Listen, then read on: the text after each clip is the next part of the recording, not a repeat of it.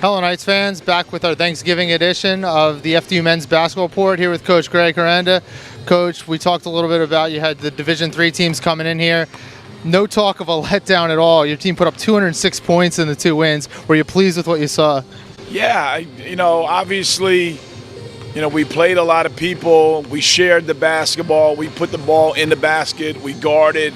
We did what we had to do. And but now we have 2 really formidable opponents in front of us that create a number of problems, but I think we'll create some problems for those guys as well. Yeah, so we talked a lot about getting the freshmen involved. Jaleel Jenkins averaging 6 assists per game, which it feels like a lot on the college landscape with all the way the ball's moved. Have you changed the offense around, or is this something where he's just a guy who's going to set up people all day? No, I think he was just born with some special DNA that you have. People love playing with him. He's incredibly creative. He's unselfish. And in order to have those many assists, you have to have guys that finish around the basket and make threes. So it's a compliment to his teammates as well. But Jaleel he's a really special person and a really good player. But now he's going to have to do it again against a different kind of animal in Holy Cross and in Princeton.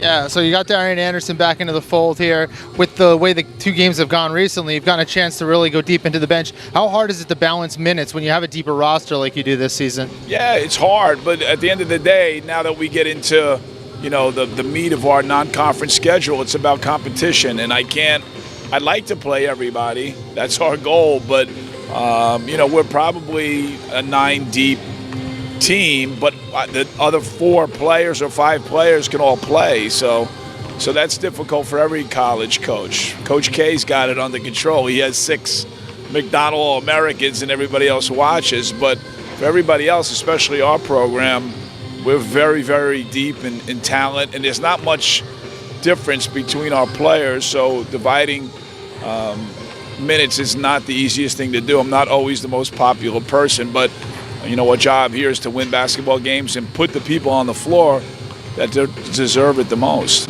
So you took care of business 2-2. As you said, now you look ahead. You got 2 formidable opponents here coming into the Rothman Center.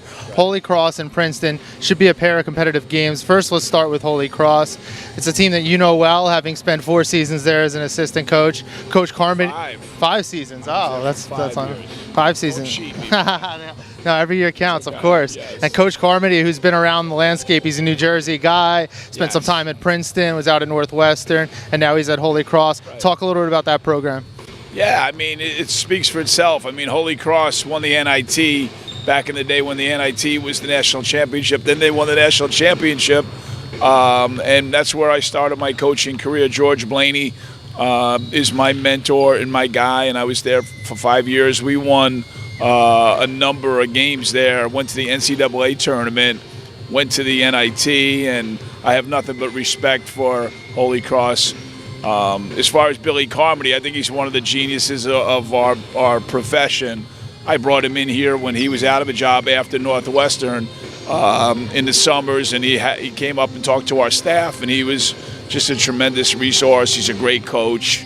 It's going to be a really hard game. They're really, really bright, young, good basketball players in Holy Cross, but I like to think that we have the same kind of guys. We might be a little faster. They might be a little bit more skilled, so it's going to be a good competitive basketball game. And then you follow that with the Ivy League champs in Princeton, a team that you know well. You've played here a couple of times. You've already got a win against them in your tenure at FDU. Yes. Talk about that Princeton squad and what you've seen on tape and from them this season. As we tape, Princeton hasn't won a game, and that's probably the most deceiving stat. They played, really, really good teams, and they're excellent basketball team. They are the defending Ivy League champions, and we were fortunate to beat them here my last time that we played them in this building. We beat them here and had a tremendous, historic second half. But they're really, really smart and really skilled, and it's almost like the way the schedule's set up, this Holy Cross game, win or lose, is going to prepare us for the Princeton game, and all of these games and playing different styles of basketball are going to prepare us, hopefully for the NCAA tournament. But these are games that you have to put your think tank on and make sure you know where your teammates are and where the ball should be, because if not, they'll take full advantage of you. Yeah, I mean, we talked about, again, the schedule features a lot of New Jersey opponents. Princeton's the first one on the schedule here coming up. How important is it to battle, sorry, after Seton Hall is the first one here in our building against the New Jersey team. How important would it be for the program to get another win against the New Jersey team in terms of that hierarchy? Yeah, I just want another win. You know, I just remember vividly beating Rutgers the Tuesday before Thanksgiving and then beating Seton Hall the Sunday after Thanksgiving. So this is always a good time for our program. So I think, you know, if you can hold your court against local teams, it just helps you recruiting wise, you know, and it helps, you know, your fan base. But more than anything, it helps your team build confidence. And we still have, potentially, we could start 3 freshmen tomorrow afternoon. So we still have a curve where we need to build confidence and trust and faith in one another, but we do that every day in practice. But to do that in a game is a whole different ball of wax. But I love my team, and but I know that we're in for 2 tough games, and I'm looking forward to competing and winning both of them, quite honestly. Lastly, I'd be remiss if not to ask, this time last year we had the discussion about your favorite side dish, in addition to a victory on Wednesday, obviously. What are you looking forward to most this Thanksgiving?